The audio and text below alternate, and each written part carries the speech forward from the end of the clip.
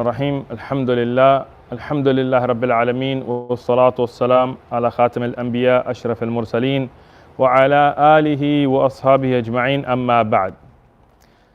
So we'll begin the dars inshallah, and I want to explain a couple of quick things how we're going to go to it. So we'll go inshallah from the matan line by line, and at the end of the dars, we will open up to questions from the brothers that are, live streaming because of social distancing and all this stuff. So you can put your question in Zoom or on the YouTube, inshallah, and we'll answer the questions in the end. At the end of every bab, not kitab, it's kitab al-tahara, but bab al-miyah. At the end of every bab, we'll have a test, inshallah. And I will mention the test here in person. And then we'll expect the students either on Zoom or on the comment section on YouTube to put the answers, inshallah, at that time. Tayyib. We'll talk about grading and stuff later, but this is how we're going to format it. So inshallah, we'll begin with the matan line by line now, inshallah. بسم الله والحمد لله والصلاة والسلام على رسول الله اللهم اغفر لنا ولشيخنا ولجميع المسلمين. قال المؤلف رحمه الله: كتاب الطهارة، وهي ارتفاع الحدث وما في معناه وزوال الخبث. المياه ثلاثة: طهور لا يرفع الحدث ولا يزيل النجس الطارئ غيره وهو الباقي على خلقته. Tayyib. So now we begin with the actual matan regarding Aqsam al-Miyah. We talked about the three and we had the students inshallah memorize the 3 times. Everybody memorize the 3 types, inshallah, those following. So what is ta'arif of at-tuhur? What is tuhur? That is the ma'na or the action that it is. But what introduced to me, like if I didn't know, there is a hukam in Sharia, there is a hukam, there is ta'arif, and there is ma'na. Tayyib? Tuhur, the meaning of it is purifier. Got it. But if I don't know what tuhur is, introduce to me what is tuhur. ما هو تعريف الطهور؟ هذا هو الحكم. To say يعني هو الطهور هو الطاهر في نفسه والطهور لغيره. This is the hukam. طيب? Meaning, for example, there's a brother named Adam. Let's say I don't know Adam. And you tell me, and I tell you who's giving the dars, and you say Adam, and I don't know him. Well, you gave me the meaning of who it is, they gave me the name. That's like saying tahur, and it's a purifier, you translated it, okay, but I don't know him. And if I say, if you tell me he is, mashallah, he has a lot of knowledge, okay, and he's going to be teaching Mustalah al-Hadith or Fiqh or Aqidah, whatever.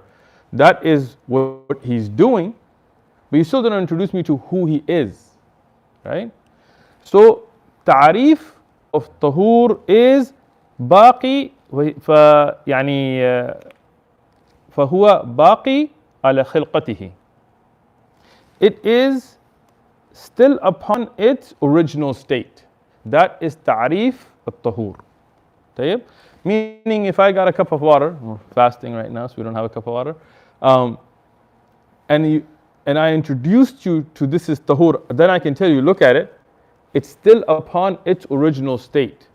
It's still not mixed, it's clear, it's free of, you can visibly see that it's clear of nasad from what you can tell. That is ta'arif. What is, so here the muallif is giving you an introduction to what is ma'at tahur, fahuwa baqi ala khilqatihi. This is the ta'arif. What is the ma'na? For the meaning, if you want to translate, you can say purifier. Not pure, but purifier, because then we're going to deal with tahir. And it's hukam, فهو طاهر في نفسه ومطهر لغيره. يعني this is the hukam. This is the ruling on it. That it is pure in itself, meaning you can drink it, and it is a purifier for others. Tayyib, and this is a little bit of a revision because I think we covered this line last time anyway, but inshallah it's important. What is the dalil? Tayyib, you can mention the hadith of Rasulullah sallallahu alaihi wasallam that he said upon the Bahr, when he was at the Bahr, Tahūr ma'ahu. Tahūr here is mentioned. Allah subhanahu wa ta'ala has mentioned Tahūr in many ayat as well. And also yani the fact that that water that is Tahūr is the only thing that purifies. We can mention the ayah again, as we mentioned in the last dars as well, where Allah subhanahu wa ta'ala talks about if you don't find water, what do? فَلَمْ تَجِدُوا مَاءً فَلْيَتَيَمَّمُوا. So then you perform tayammum. Any other than water, nothing else is mentioned here. Tayyib.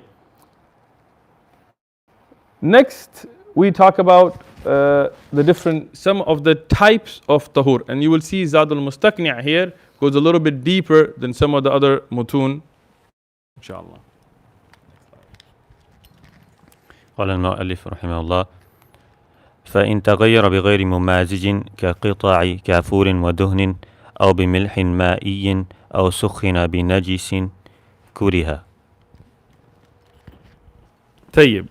So now we get to the saying of the muallif that if تغير, فإن تغير, if it is changed by being mixed, mumazij, yani what does it mean? It's something that is not dissolved in it. Tayyib. So when you mix water, something can fall in it that is not dissolved in it. Tayyib. Because if it dissolves and it changes one of the sifat. So now, Allah subhanahu wa ta'ala created water with two sifat, aslan. Tayyib. Regarding what we're discussing, one is that it is tahir and one it is tahur. If it has both of these, then that is tahur water, right? If it loses its sifa of being tahur, then it becomes tahir. If it loses that sifa as well, both of them, then it becomes najis. Tayyib. But within tahir, Allah subhanahu wa ta'ala created the water as it is, rainwater, things. This is pure tahur. In it now you will have some different categories. So let's say you have a bowl that your wife was making cookies in. Tayyib. So there is maybe clumps of butter or dough, just a little bit, and she puts water in it and she forgot to wash it, and then you wanted to go make wudu. Now it's not mixed, it's not cooked, it's not changed, but there is a little athar of dough in it. Is that now tahur, or do we say that it has lost that sifa and it's become tahir? No. What is the dalil? The dalil of the Hani radiallahu anha narrates from about Maymuna radiallahu anha, the wife of Rasulullah sallallahu alaihi wasallam, that her and Rasulullah sallallahu alaihi wasallam made wudu from a bowl and it had traces of dough in it. This hadith, Imam al-Nasa'i has mentioned it, and Imam al-Nawawi and others have graded it to be sahih. This is one dalil, that something that is a little bit does not necessarily change its state from being tahir, as long as it's not done to cook it in. If the water was cooked with dough, that's a different issue. We'll get to that inshallah. But now that we said that is tahur, but what about things like qita', yani, which is a chunk, we're talking about a chunk of kafur, right? A chunk of kafur. You know kafur? If you don't, Google it. Or duhn, which is what?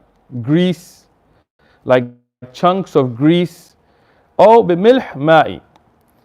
Milh ma'i is, some of the people misunderstood this to mean salt in generally, but this is sea salt. Right? There is milh al-ardi and milh al-ma'i. Milh al-ma'i is the salt that comes from the ocean.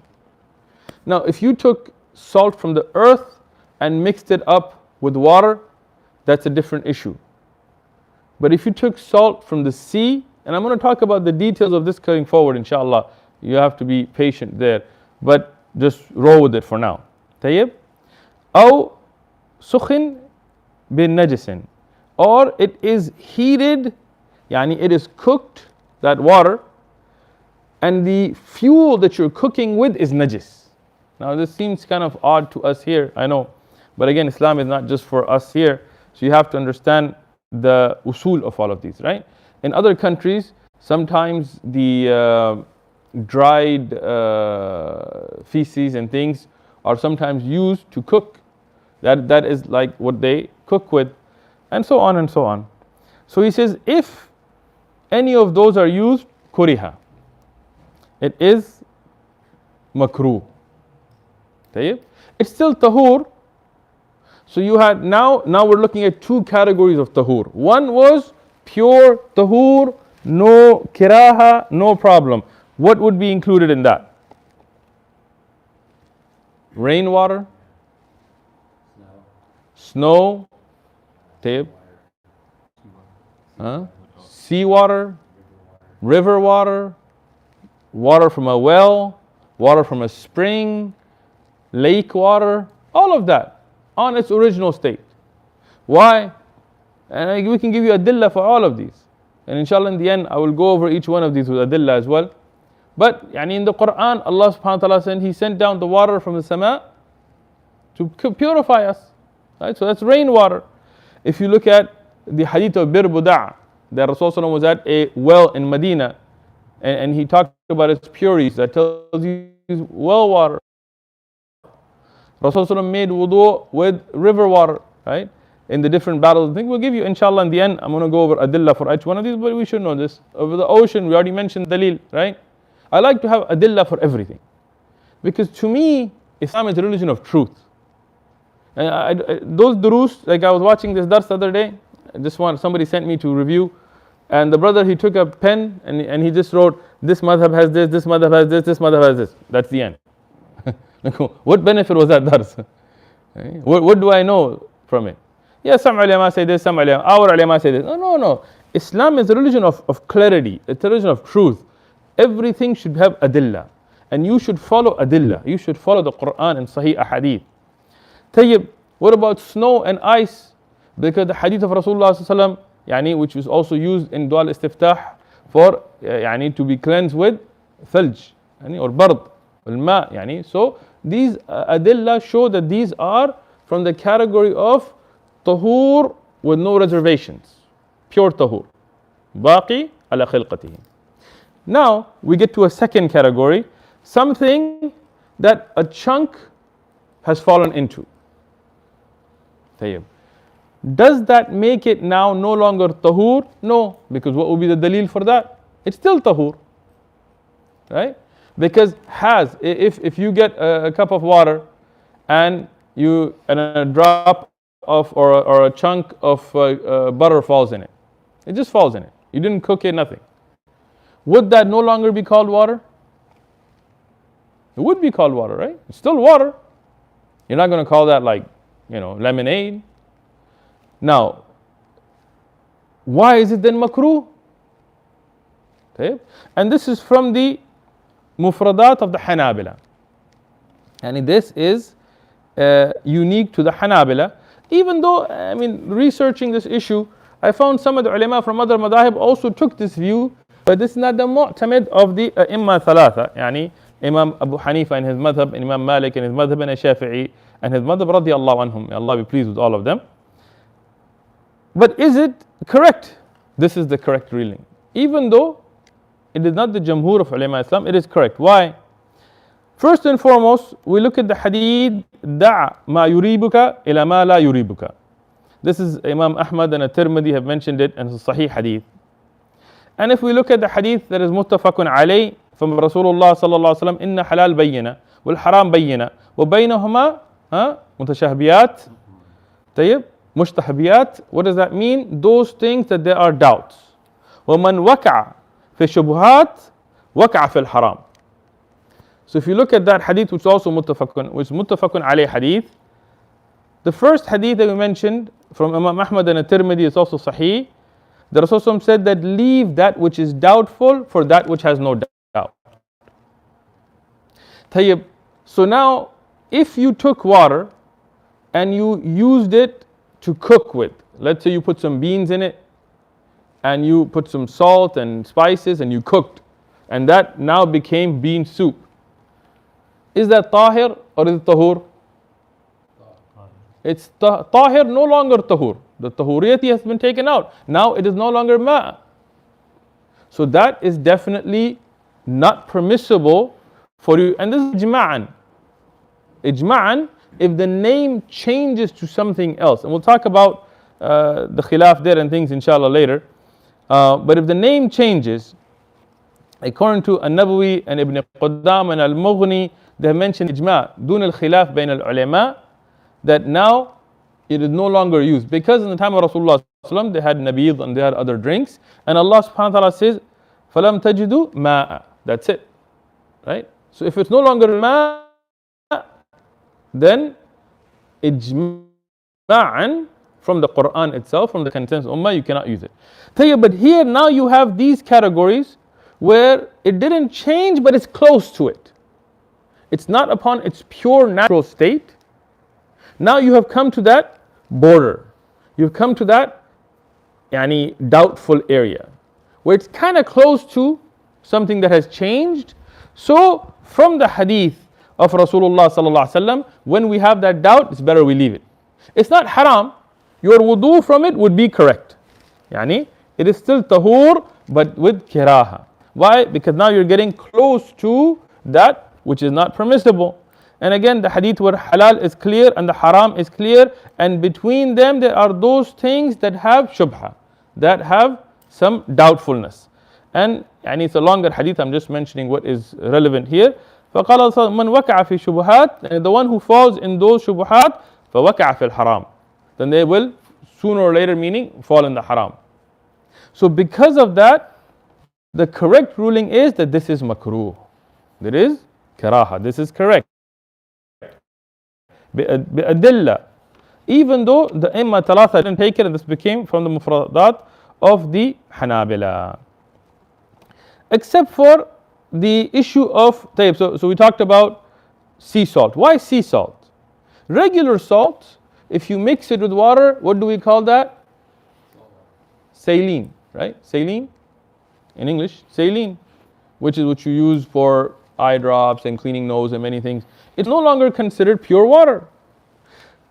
So even though I was watching one of the Tullab Ilm give a dars about Zad al-Mustaqni, and he made a mistake here. Even though he's a graduate of, I'm not mentioning his name, even though he's a graduate of Islamic University and all of that, he said this is salt mixed with water, but that's a mistake. Salt mixed with water, if you mix it up, that changes it. This is regarding sea salt. Why does sea salt not change it? Because of the hadith about the al-bahr, when Rasulullah said tuhur ma'ahu. So sea salt, because it naturally occurs in water, if that falls in water, there's a different ruling. It's still makruh because you didn't get it from the sea. But we cannot say it's not tahur because of the hadith of Rasulullah sallallahu alaihi wasallam about the ocean water. Tayyib. Regarding it being cooked by something najis, here the Malikiyya and the Hanabila both agree on this issue. Abu Hanifa and Shafi'i, they said even if it's cooked by najasa, as long as the najasa doesn't clearly fall in it, it is tahur. The Hanabila and the Malikiyya said no, it is tahur, but it's makruh. Tayyib, why? Because even if the najasa doesn't go in it, the particles from najasa will obviously go in it because you're burning it, right? Have you ever burned bukhur? You know how the smoke and the particles get all over. If you inhale it, it gets all on you. So if you're cooking water with something najis, no doubt parts of it will come in it, even if it's not enough to make it najis or to take it away from being tahur, but there is karaha. There is a disliked use. We dislike for it to be used. And again, the same adillah, because now you're getting close to najis water. The only difference here is that Hanabila and Malikiyya both agree on this one.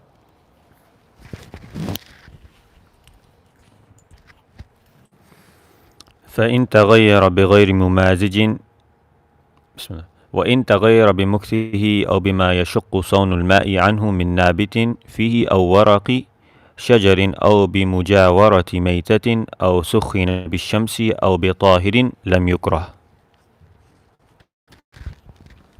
طيب, now we get to another very important aspect of what to discuss. طيب, if it is changed in تغير, but what changed it بمكثه. مكثه يعني it just sat by being stagnant, by being still. If you take water and you, especially if you confine it into a bowl, or even outside in nature, if there is a small body of water, it's not a running river or a big lake, and it stays for a long time, it starts to change. What sifat of water can change? There's three sifat. Either its color, lawn, or its taste, or its smell. Right? That's the only thing that can change. So if these start to change because of remaining still, right, because it's not flowing, does that mean it is no longer tahur? We say no. It's still tahur. Why? Because there's no dalil to say that it's changed by the fi'l of a fa'il. Yani here, yani حقا هو الطهور حكما. طيب, there is طهور حقيقة. What is طهور حقيقة? Really pure tahur, what we mentioned earlier, rainwater and river water, and that water which is as it was sent by Allah subhanahu wa ta'ala. But then there is tahur hukman, that even though no doubt water that still has changed a little bit, maybe the smell, there's a little smell to it, maybe there's a little color that's changed because of algae or something, right? Maybe the taste is a little bit different, doesn't taste as crisp and nice as fresh spring water, but it is still tahur hukman. So now you see the difference in the two, tahur haqiqatan and tahur hukman.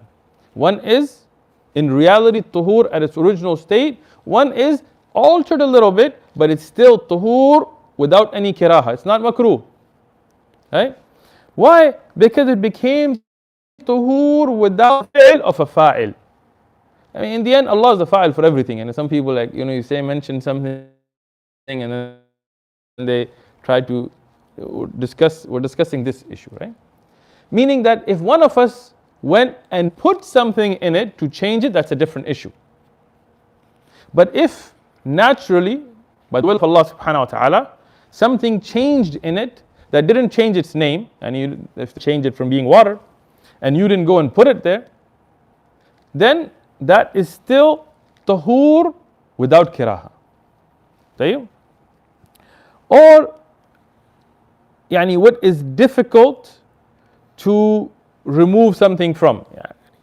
We'll get into some of those things. يعني if you look at a pot of water, a fly may fall in it. يعني then how to dip the fly, and that's a different issue. But things like this happen. And depending on the size of water and this and that, I mean, a fly is not just to begin with, as you should know. But things like this happen with water. So those do not take it away from being tahur. Tayyib. Or with something nabat fihi, something growing in it, like I said, algae. And if you go to a lake, there are fish in it, there are if you go to the ocean, there's coral reefs in it. Obviously affect the water somewhat, but it does not take it away from being tahur. Tayyib. Or waraq al-shajar, or tree leaves. And if you have water and tree leaves are falling in it, does that make it no longer tahur? No, it's still tahur. Tayyib. Or if it is next to a carcass. Tayyib. So let's say, for example, you guys go hunting, right? You want to hunt turkeys, wild turkey. We have California turkey hunting. You set up camp, you have your bowl of water, you have like a big pot, you set it up, you go out to hunt, you come back with 10 turkeys that you shot, you're going to eat now, made dhabha, and you find next to your bowl a dead carcass, right? Maybe beaver or something that was attacked by something else. That dead carcass is sitting there, it's been sitting there for a long time because you were out hunting all day, so on and so on. Now, a carcass, I don't know if you've ever been next to a carcass, but it has a smell, it's nasty, right? And obviously, smells and things affect what's around it. Now, from a personal choice, you may not want to drink that water, that's up to you. Your personal choices, you may see algae in water and be like, I'm cool, I don't want to drink it. That's up to you, right? That's your personal choice. We're talking about Sharia ahkam. So if water is next to a dead carcass, does that mean that water is no longer tahūr? It's still tahūr. The carcass isn't in the water. Being next to it, it does not change it. And we don't consider it makruh because it didn't change the water. The water is still at its original state. Even if it was next to a carcass, you didn't put the carcass in there, in the water. So it's still tahūr without any karaha. The next one, sukhin, it is something that has been heated bishams, with the sun. Aw bitahir, or by something clean. Tayyib. Lam yukrahu. It is not makruh. So all of this line, it ends with saying that none of this is makruh. Tayyib. Regarding bishams, and this is very important for us. Why? Because today, most Muslim countries, if you look at the water situation, they don't usually have running water the way we have it.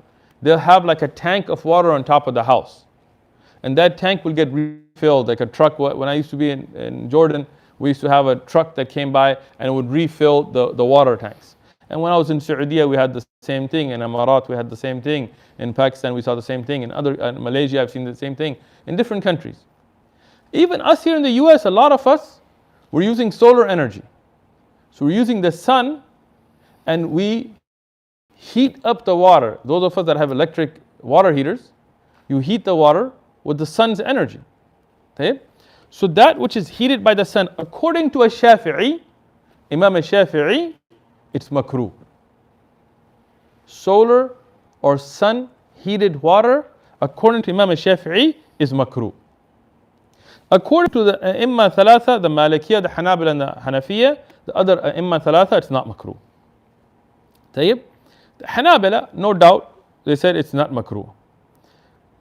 Tayyib, what is the dalil for a Shafi'i, radiyallahu anhu, and what is the adilla for the other imma and ulama like Imam Ahmad radiyallahu anhu and others?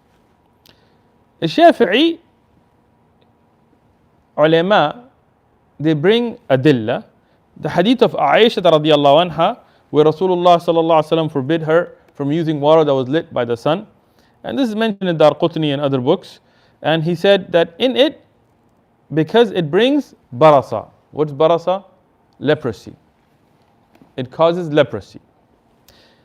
But the jawab from the Hanabila for this is that this hadith is da'if jiddan. Not just da'if, but da'if jiddan, extremely weak. There are majhul rawat in it, there are matruk rawat in it, there are weak narrators in it. It's very weak. Tayyib. Then there is a hadith from Aslam, the Mawla of Umar ibn Khattab radiyallahu anhu, from Umar ibn Khattab radiyallahu anhu, that he used to warm up the water for Umar ibn Khattab with the sun. And he used to use the sun to warm up the water, and Umar ibn Khattab made wudu with it. And this hadith is a dalil that sun heated water is not makruh. This hadith is that it shows that it's not. And this is in the Sunan of Darqutni as well, but with the Sahih Sanad.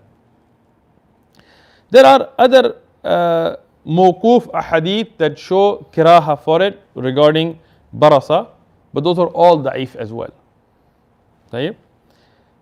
Imam al-Shafi'i himself, he mentions that the kiraha in al is due to medical reasons, not shar'i adilla. What does that mean?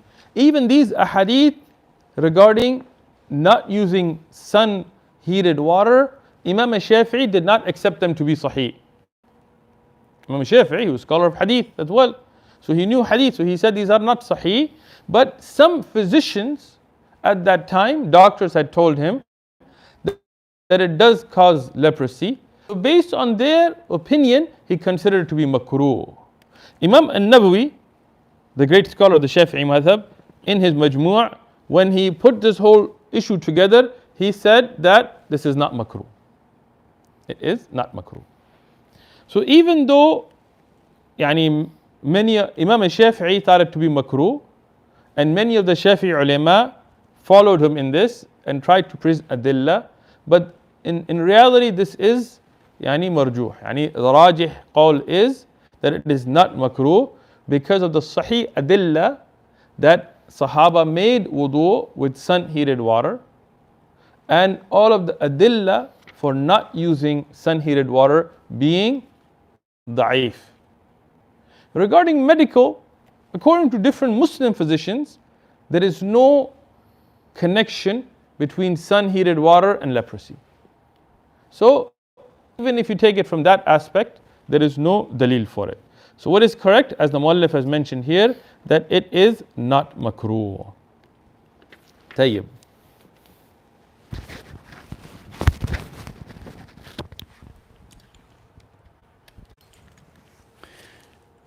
وإن استعمل في طهارة مستحبة كتجديد وضوء وغسل جمعة وغسلة ثانية وثالثة كره. Tayyib. Now we get to the issue of using water that has been used in tahara that is mustahab. Tayyib. So for example, you use water in a fard wudu or a fard ghusl, right? According to the madhab and according to the a'imma al-arba'a, according to all four of the a'imma and their madahib, that is now tahir, no longer tahur. We're not at that issue right now, we will get to that. Because some of the a'imma and ulama in the later times, they disagreed with this opinion. And there are aqwal from some of the earlier a'imma as well. We'll get into that later. But that's not the issue being discussed right now. Right now what's being discussed is, what if water was used but not in fard tahara? For example, tajdeed al-wudu. You have wudu already. You're not in a state of hadath. And you just make a wudu to refresh your wudu. Now that, for us, usually in the West, we just let that water drain. But in countries where maybe they don't have a lot of water, then they may want to save that water. So if you save that water that's already rolled off your body from a fard wudu or fard ghusl, then that water is now still tahir. We don't consider it najis, but it is no longer tahur. And this mas'ala we'll discuss later. But now, if that wudu was made not for a fard wudu, it was tajdeed al-wudu or ghusl for the day of Jum'ah without janaba. You're not in a state of hayd or nifas or hadath al-akbar. You just make a wudu on the day of Jum'ah, because what is rajih is that to make ghusl on the day of Jum'ah is mustahab. Eidain and other times as well, which the Muallif hasn't mentioned here, I'm just mentioning. Or the second and third washing in wudu. The first washing is fard, the second and third is mustahab. So if you use that water for an ibadah, for a ritual purification, but not the fard one, then the Muallif here mentioned it's makruh, but it's still tahur. Why is it makruh? Because it's like the water that's used for fard wudu, but you cannot consider it as being ritually used in a purification, because it's used in that which is mustahab and not fard. So from the same adillah that we mentioned earlier regarding not going close to that which is haram, and to use water that is not tahur purposely and then make salah with that would be haram, because your wudu would not be correct. So because you're getting close to it and there is a element that it could be, so this is why this is also makruh, but it's still considered tahur. طيب. We get into the issue of qullatayn, so I will stop here inshallah for today after mentioning one more mas'ala, طيب, which we discussed under the durus of akhsar al-mukhtasarat, but here I will mention it, which is wudu or ghusl bil ma al-maghsub. Al-maghsub, what does that mean? That water which is stolen or taken through haram. From the mufradat of the Hanabila, from the unique opinions of the Hanabila, is that wudu and ghusl from water that is stolen or gotten through haram means غير صحيحة. It is not correct. Your wudu is invalid. According to A'imma Thalatha, Al-Shafi'i, Malik and Abu Hanifa radiyallahu anhum, and their madahib, it is haram to steal the water, but your wudu is correct. Tayyib, what is the correct opinion? The opinion of the Hanabila. Why? Because of the clear adillah. And I'll mention the adillah. فقال صلى الله عليه وسلم في حديث متفق عليه, the hadith is reported by Bukhari and Muslim, إن دماءكم وأموالكم وأعراضكم حرام. What did Rasulullah tell us? That your blood, your wealth, and your is honored this way. That your blood cannot be shed. This is not the method of the Khawarij to shed Muslim blood. That's haram. In Islam, the blood of the Muslim is protected. طيب. What about your mal, your wealth? Can somebody steal it? No, it's haram.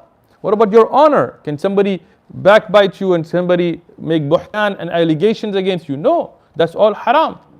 طيب, so what does that mean? That the mal that is not yours for you to take is haram. Ijma'an, right? Nobody thinks you should be taking people's money, right? طيب, so now, can you make hajj with that mal? Can you steal somebody's mal and make hajj with it? According to any of the a'imma. Why not? Because they say the usul in fiqh is that al-maqasid laha ahkam al-wasail. When we did usul al-fiqh a little bit before, we studied this. That the goal has the rule of the means. And they studied the adillah for this, like the man who's making dua and he's dusty, and Rasulullah, how can his dua be accepted when his eating is haram and this, and we talked about that some of the ulama said that he was on the way to Hajj and so on, right? But it's accepted usul. So the Hanabala said then you have to use the usul here as well. If the means, which is the water, is haram, then how do you expect a sahih wudu with it? If the means is stolen, then how can the wudu be sahih with it?